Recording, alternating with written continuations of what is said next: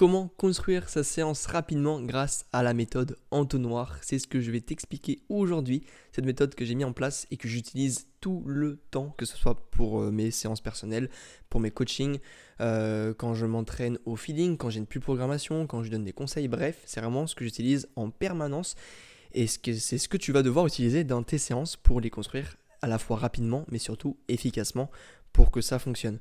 Voilà, merci beaucoup des retours que j'ai eus sur les dernières vidéos. Voilà, ça me touche de fou.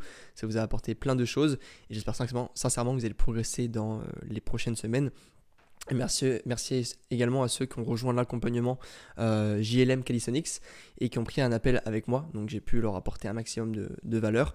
Et pour ceux qui ne savent pas ce que c'est mon accompagnement, j'aide les gens à atteindre leur plein potentiel en street en 3 mois.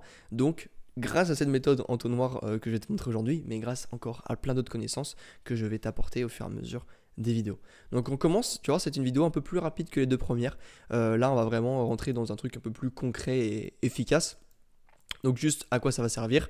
Ça va servir à choisir les bons exercices, à les placer correctement dans tes séances et dans ta semaine et à comprendre ce que tu fais, comprendre les séances. Ça va être également le plus important. Je vais pas simplement te donner le truc en disant tiens vas-y copie-colle. Je veux vraiment que tu apprennes ce que c'est et comment l'appliquer. Simplement, on va commencer par l'étape 1, l'explication de l'entonnoir. On va se référer en fait à la quantité d'unités motrices qu'on va utiliser lors d'un mouvement pour réaliser la force nécessaire. Donc, juste pour faire simple, c'est quoi une unité motrice? C'est la jonction entre un motoneurone et une fibre musculaire. Motoneurone, on part du cerveau, on envoie un signal électrique à notre corps pour contracter un muscle, bam, contraction du muscle. Donc, c'est vraiment l'intention de contracter. Donc, cette jonction-là, ça s'appelle une unité motrice. Simplement, plus on en utilise, plus ça va être dur, ça va nous cramer nerveusement. Moins on en utilise, plus ça va être simple. Pour faire simple, là, j'en utilise, tu vois, pour contracter mon biceps volontairement, mais je ne mets pas d'intensité. Alors que si j'ai envie de contracter, que j'ai un poids de 50 kg, que je veux contracter tout mon biceps, là, je vais utiliser des unités motrices beaucoup plus que si je contracte moins. Donc, ce n'est pas l'intensité de l'unité motrice qui change, c'est la quantité d'unités motrices qui change. Parce que la fibre musculaire, elle se contracte tous à la même intensité. C'est juste le nombre qui va varier en fonction de l'intensité. Donc, du coup, on a joué à ça pour que je puisse construire cet entonnoir. Je commence avec le niveau 1, des exercices très techniques, polyarticulaires, qui utilisent tout le corps. J'aurais pu mettre également instable, comme la planche presse, front raise, front pull-up. Donc là, on a vraiment tout le corps qui se contracte pour réussir l'exercice. Voilà, on n'a pas que les bras, pas que les épaules, c'est vraiment, lors de la planche presse, tu vas contracter tes fesses, tes mollets, tes cuisses, tes orteils, bref, il y a tout qui se contracte.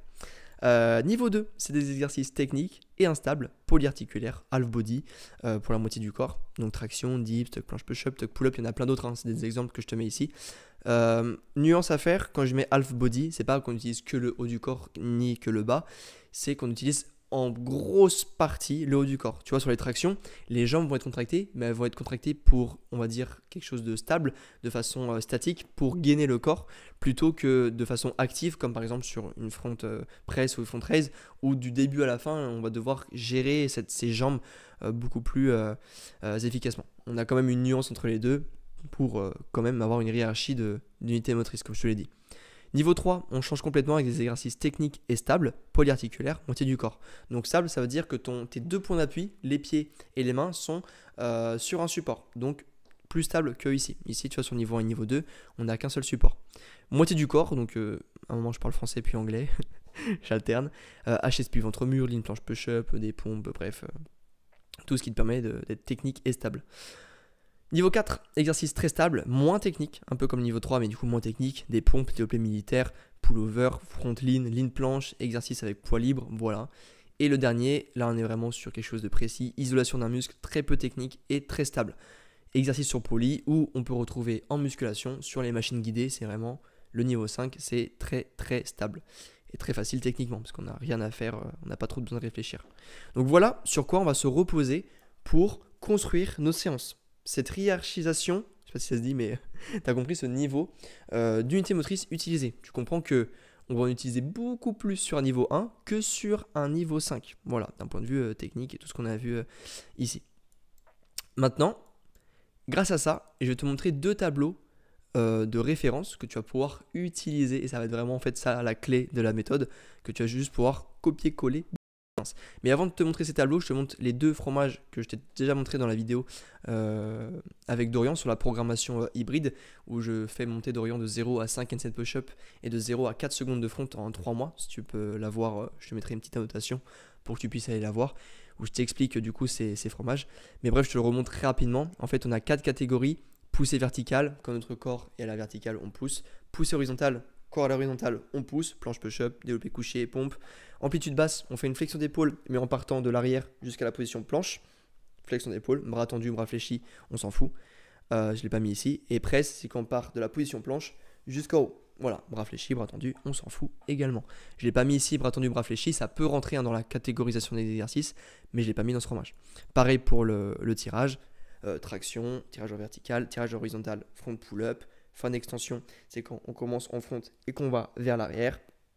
Et raise, c'est quand on commence en haut et qu'on arrive en position front.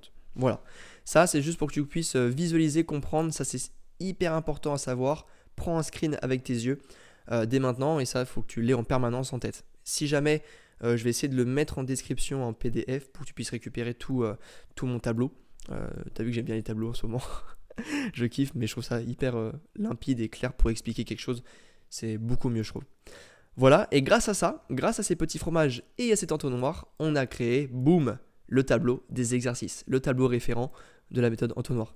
Donc là, on a les 4 niveaux, niveau 1, niveau 2, niveau 3, niveau 4. Tu as vu que j'ai pas mis le niveau 5 parce qu'en street, on n'a pas trop besoin. Je pense que les 4 premiers niveaux suffisent largement pour catégoriser les exercices.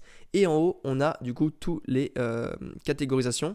Niveau 1, poussée verticale, 2, 3, 4, tac tac tac, planche. J'ai même mis ici des figures. Alors, petit disclaimer, ce tableau, il n'est pas parfait. Et ça, je veux que tu le comprennes. Ce tableau, je veux vraiment, grâce à cette méthode entonnoir, c'est comme faire apprendre à un homme à pêcher et il mangera toute sa vie. Et lui apporter simplement du poisson tous les jours. Le jour où il n'y a plus de poisson, il va crever, le gars. Donc là, je t'apprends à pêcher aujourd'hui. Je t'apprends vraiment à comprendre la logique de la méthode entonnoir pour que tu puisses la réutiliser dans tes entraînements. Là, le tableau, j'ai mis des exemples d'exercices, mais il en existe des centaines, des milliers. Bref, je veux que tu comprennes en fait que dès que tu vas avoir un conseil ou un exercice dans un tuto ou un ami va te dire quelque chose, tu puisses en 2 secondes placer cet exercice dans le tableau et derrière l'utiliser, on va le voir juste après, l'utiliser dans tes séances. Ça, je vais te montrer juste en dessous comment on fait. Donc par exemple, tu peux voir ici poussée verticale de niveau 1, donc le plus dur, handstand push-up, 80 degrés handstand push-up, parce qu'on est sur l'unité motrice, quelque chose d'instable, qui donne l'équilibre, qui utilise tout le corps, bref. Ça, tu as juste à revoir ce qu'on a vu sur la méthode entonnoir et on l'applique ici, tac en descendant dans les niveaux. Ça te permet vraiment de comprendre en 2 secondes comment appliquer la méthode et construire tes séances. Rien qu'avec ça, tu peux construire tes séances en 2 secondes. Maintenant, ce tableau, tu peux le réutiliser et le construire pour toi, à ton niveau. Ça veut dire d'utiliser les exercices que tu maîtrises, les exercices que tu fais dans tes séances et les placer ici. Donc peut-être que tu n'auras rien dans le niveau 1, peut-être que, voilà, je veux que tu ajustes tout, même dans les exercices là. Je veux que tu construises ton propre tableau et pas que tu copies-colles bêtement ce que j'ai mis ici en disant ok, Lucas il a mis ça, donc hop, je vais mettre ça. Non. Maintenant, grâce à ça, je vais te montrer simplement la logique d'une séance qui ressemble à ça. La logique d'une séance, c'est que on commence la séance avec 100% d'énergie. Donc tu peux voir ça comme un jeu vidéo avec ton mana, 100% de mana. Et plus tu descends, plus tu utilises des spells, plus tu fais des exercices, plus du coup tu as moins en moins de mana, tu descends en énergie et tu arrives à la fin à 10%. La logique, j'ai pas mis le même code couleur mais tu comprends, c'est qu'on commencerait le 100% d'énergie avec des exercices de niveau 1 et 2, là qui demandent le plus d'énergie, et de finir la séance avec des exercices de niveau 3, 4, 5. Parce que tu comprends qu'avec 10% d'énergie, on ne pourra pas se permettre de faire des exercices de niveau 1. On sera trop mort, ça ne servira à rien. En fait, on sera tellement mort, on aura tellement plus d'énergie de jus qu'on ne pourra pas contracter toutes les unités motrices nécessaires pour réaliser efficacement l'exercice du niveau 1. Donc, c'est pour ça que beaucoup stagnent, c'est qu'on se retrouve à une fin de séance à être tellement mort que en fait, si on se retrouve à faire des exercices de niveau 1 et 2, les exercices vont être inutiles.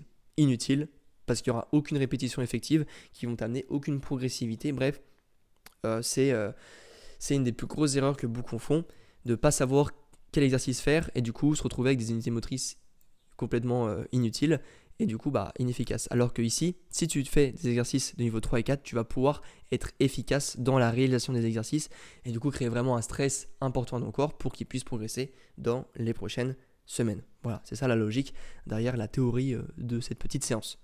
Maintenant, on va implémenter tout ce qu'on a vu là, donc ça et ça, donc plutôt le tableau et l'entonnoir, dans une programmation hybride. La programmation hybride que je t'ai expliqué avec la vidéo de Dorian, comme je te l'ai dit, et la programmation hybride que j'utilise dans mes coachings. Voilà, pour faire passer en 3 mois ton niveau au maximum, quoi, pour te faire exploser ton niveau.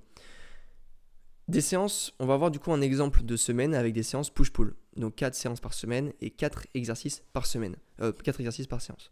Voilà à quoi ça ressemble. Donc ça, je vais te faire la même réflexion que pour le tableau. C'est un exemple. C'est pas parfait. Je t'ai vraiment ici mis comme à quoi ça peut ressembler. Mais ça pas du tout. Ça peut être complètement différent. Le niveau 1, tu vois qu'au début, on n'est que sur du niveau 1, niveau 2. Et des fois, on va mettre une priorité sur une catégorie. Par exemple, ici, niveau 1 push, niveau 1 pull, niveau 2 pull, niveau 2 push. Pareil ici sur les autres exercices en bas. Là, c'est vraiment de la théorie pure. Il n'y a pas de choses parfaites. Ça veut dire que c'est pas obligé de faire du niveau 3 au début. C'est pas obligé de faire du niveau 4 en troisième exercice. C'est pas obligé, tu vois, c'est pas obligé d'être dans une logique parfaite. Là, juste que tu comprennes que plus on descend, plus on va sur des niveaux plus bas. Et c'est ça vraiment la logique de la méthode entonnoir. Maintenant, je vais te montrer le contre-exemple. L'erreur à ne pas faire, c'est ça. C'est d'inverser en fait la pyramide. C'est d'inverser cet entonnoir en commençant tes séances avec des exercices de niveau 5, ou du moins te cramer nerveusement pour rien sur des exercices de niveau 5, et finir tes séances avec du niveau 1. Là, nerveusement, tu pètes ton crâne et plus rien fonctionne. Et c'est le meilleur moyen de stagner et de se blesser. Donc, inutile de faire ça, inutile de commencer avec les choses simples. Commence avec le plus important et le plus énergivore en termes d'unité motrice et descends petit à petit dans la pyramide, dans l'entonnoir. C'est vraiment ça que je vais te faire comprendre. Et tu comprends que du coup, ça, en 2 secondes, tu peux l'appliquer. Hop, ok, niveau 1, tac, je le place ici. Niveau 2, bam, bam, bam. Et en 2 secondes, si tu prends bien le temps de te construire une bonne base de connaissances grâce à cette vidéo, tu peux te construire des séances hyper rapidement. Cette méthode entonnoir, elle est très très efficace. Comme je te dis, j'utilise tout le temps quand je construis des séances. Du coup, tu comprends que quand on s'entraîne au feeling, ça c'est hyper important. Quand tu t'entraînes au feeling sans programmation, en fait, en 2 secondes, tu peux savoir qu'est-ce que tu peux faire. Ok, la séance numéro 1, je commence par un combo en front, donc j'ai fait ça m'a tué, j'ai envie de me faire un petit finisher, ok, je sais ce qu'il me faut, j'ai envie de prendre un niveau 4 en front, ok, ici, bam, niveau 4, front lever, ok, front lever lean, tac, je peux appliquer un exercice de front lever dans mon truc. C'est vraiment une logique d'efficacité, de logique en fait, et c'est vraiment le feeling, c'est comme ça que je m'entraîne actuellement, sans programmation, et je peux me permettre de progresser en continu, même sans programmation, car j'ai cette logique-là. Et justement, avec cette séance 2, grâce à la catégorisation des exercices qu'on a vu dans le fromage, ça j'en ferai peut-être une autre vidéo, et tu sais que tu peux amener différentes choses. Ok, j'ai fait des exercices à amplitude basse, bras fléchis ici, ok, là je vais faire du bras tendu à amplitude haute ici, tu vois. T'alternes, et c'est comme ça que tu progresses. J'en ferai une autre vidéo sur la catégorisation. Tu peux me dire en commentaire si tu veux une vidéo précise sur un sujet que je peux te faire dans ce format-là avec un tableau où je t'explique. En tout cas, voilà, moi je kiffe ce format. Vous avez l'air de kiffer aussi, donc je continuerai à en faire. Voilà pour cette petite méthode entonnoir. Je te le rappelle ici, si tu as envie d'avoir un bilan complètement offert avec moi, on est en appel ensemble pendant 20-30 minutes où je te donne un plan d'entraînement ensemble. Je te donne, un plan d'action que tu pourras appliquer dès la fin de l'appel. Et tu peux réserver ça dès maintenant en bas et ça me ferait un plaisir de t'aider.